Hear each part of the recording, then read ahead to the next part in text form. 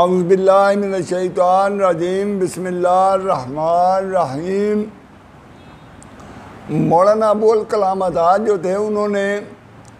پاکستان کے بننے کی مخالفت کی تھی، اور ان کے پاس جو دلائل تھے وہ بڑے مضبوط قسم کے تھے۔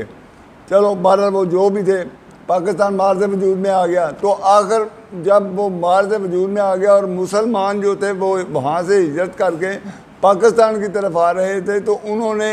جامعہ مسجد دلی میں، شاہ جہانی مسجد جسے کہتے ہیں، وہاں پر ایک تقریر کی۔ تقریر تو بہت لمبی چوڑی ہے، لیکن میں اس میں سے ایک اقتباس آپ کو سنانا چاہتا ہوں کہ یہ ہجرت کے مقدس نام پر جو فرار کی زندگی حاصل کر رہے ہو، یہ جو تم ہجرت کے مقدس نام پر فرار کی زندگی حاصل کر رہے ہو، اپنے دماغوں کو، اپنے دلوں کو مضبوط بناؤ، اپنے دماغوں کو سوچنے پر آمادہ کرو، اور پھر دیکھو کہ تم کیوں جا رہے ہو، کہاں جا رہے ہو۔ یہ فیصلے جو تم نے کیے ہیں عاجلانہ طور پہ کر رہے ہو، حالانکہ یہ مسجد کے مینار تم سے جھک کر سوال کرتے ہیں کہ تم نے اپنی تاریخ کے صفحات کو کہاں گم کر دیا۔ ابھی کل کی بات ہے کہ تمہارے قافلوں نے جمنا کے کنارے وضو کیے تھے، آج تمہیں یہاں رہتے ہوئے خوف آتا ہے، حالانکہ یہ دلی تمہارے ہی خون سے سینچی ہوئی ہے۔ تو یہ اقتباس مولانا کی جو اس وقت کی تقریر تھی، بہت لمبی جو تقریر ہے، تو اس میں سے میں نے عرض کیا ہے۔ تو باقی جو انہوں نے پیشن گوئیاں کچھ کوئی کی تھی، کچھ مجھے پتہ ہے، اس کے علاوہ بھی ہیں، لیکن وہ چونکہ میں نہیں جانتا، اس لیے اس کے بارے میں کچھ نہیں کہہ سکتا۔ وہ کہتے ہیں کہ جب پاکستان مارز وجود میں آ گیا، نئی حکومت بن گئی، تو اس وقت انہوں نے 1957 میں انہوں نے کہا تھا کہ یہ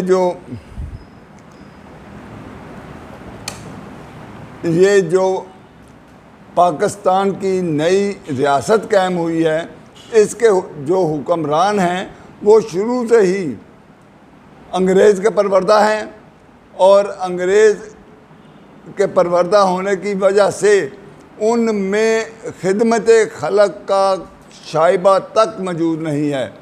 وہ جب بھی کبھی ایسے کاموں میں شرکت کرتے ہیں تو صرف اپنے ذاتی مفاد کی خاطر کرتے ہیں، قوم کی خاطر نہیں کرتے، ملک کی خاطر نہیں کرتے۔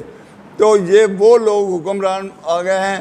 تو یہ ملک کے لیے بہت بڑا نقصان ہوگا۔ ان کے ان اعمال سے عوام اور ان کے درمیان ایک خلیج پیدا ہو جائے گی،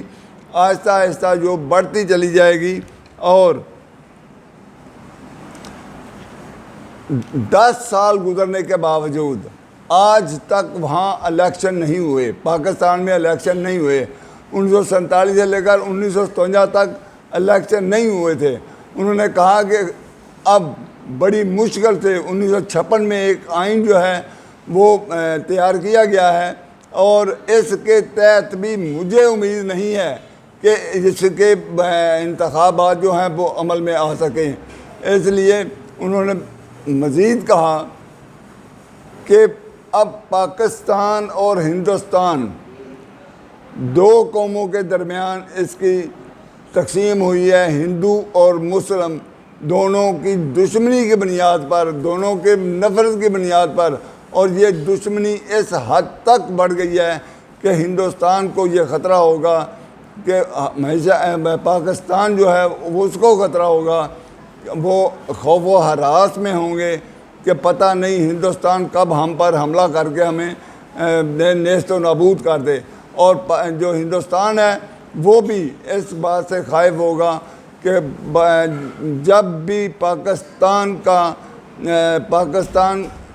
چاہے گا وہ بھی ہم پر حملہ کر دے گا، وقت دیکھتے ہوئے بہتر جو اس کے لیے ہوگا ٹائم، وہ اس ٹائم پہ ہندوستان پہ حملہ کر دے گا۔ اس خوف سے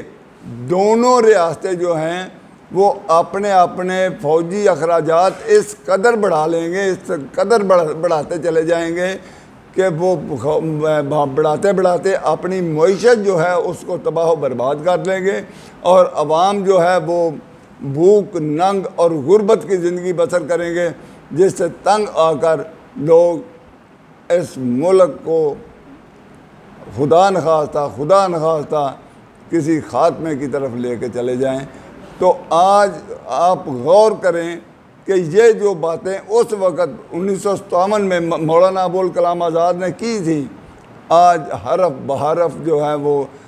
ثابت ہو رہی ہیں، بلکہ ان سے بڑھ کر ہمارا کردار جو ہے وہ ہم ادا کر رہے ہیں۔